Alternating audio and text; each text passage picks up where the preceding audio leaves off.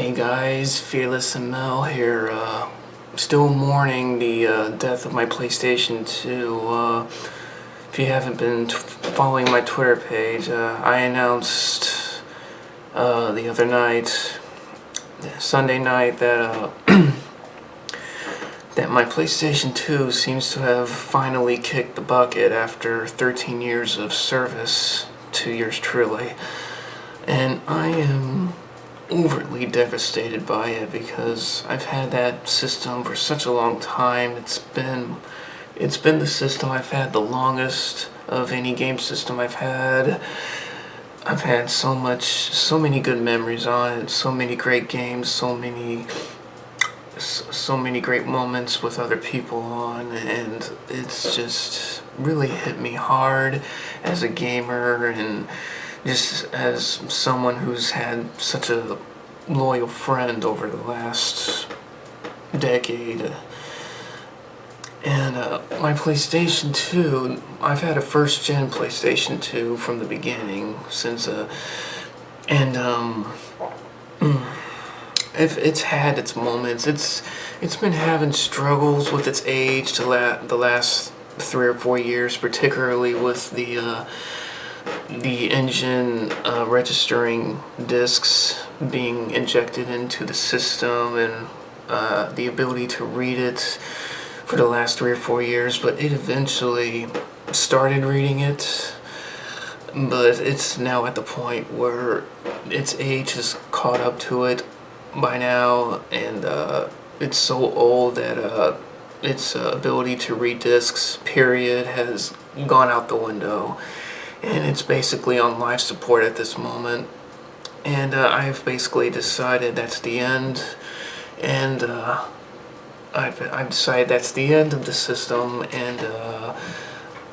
and to give it its rest. It's earned its rest. It's earned its retirement. It's given me so many years of loyalty and so many years of fun.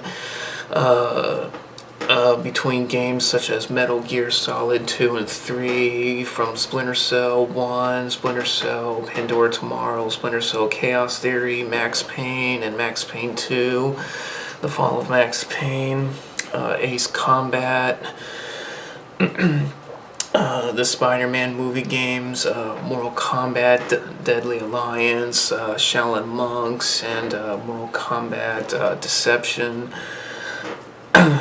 Which, and of course the WWE games. And Splinter Cell Double Agent, the PS2 version of Splinter Cell Double Agent was one of my favorite games as well.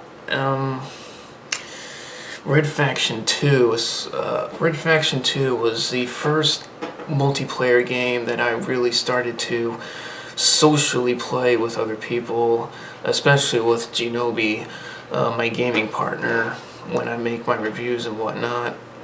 And that was one of my favorite PlayStation 2 games. And that technically was the last system that I've kept that is still backwards compatible. I did have a PlayStation, the original model of the PlayStation 3, which was backwards compatible, but that broke, and I got a slimmer version of the PS3, and I don't even have that anymore because I got my Xbox One by trading that in, and so that was the only system I had for backwards compatibility for PlayStation 1 games. And now with its inability to read discs, looks like not only am I losing my PlayStation 2 memories, but also my PlayStation 1 memories.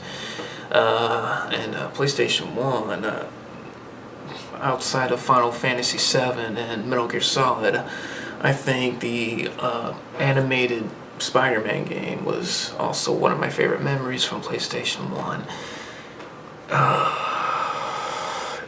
It's a devastating moment for me. Like I said, the system has given me so many years of service. It's earned its rest. It's earned its retirement. It's just really hard for me. I've never had a system last this long for me. And like I said, it's had its struggles reading discs the past 3 or 4 years, but now It looks like its age has caught up to it to the point where it's far too weak to even register disks being inserted into the system. So I'm hoping to send it off on a high note. I don't plan on getting rid of the system. I plan on keeping it. It just won't be hooked up. It'll probably be one of those mantle type things, something to put on a trophy case. I mean, 13 years is quite an accomplishment for any gaming system, whether it's someone who still has a Nintendo NES or a Sega Genesis.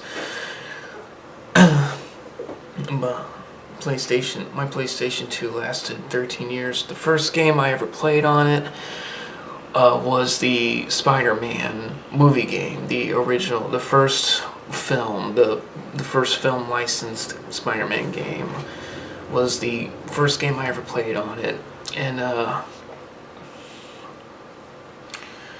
which I still have, and I'm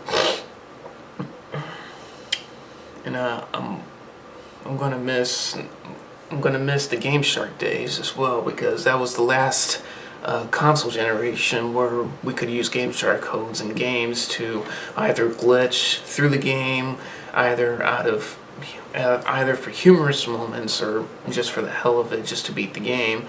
I mostly did it for humorous reasons. Game Shark days were fun. It was really sad when Game Shark had to close its services due to the PS3 and the Xbox 360 totally abandoning the option to Game Shark games, especially when they were releasing trophies and achievements for the games, and they don't want players cheating. But the fact that I still had the option to use my Game Shark on my PlayStation 2 was another advantage I think the PS2 still had. So, like I said, my PS2 is pretty much on its deathbed now. I'm really devastated about it, and I'm hoping to send it off on a high note. This is basically my farewell video to it.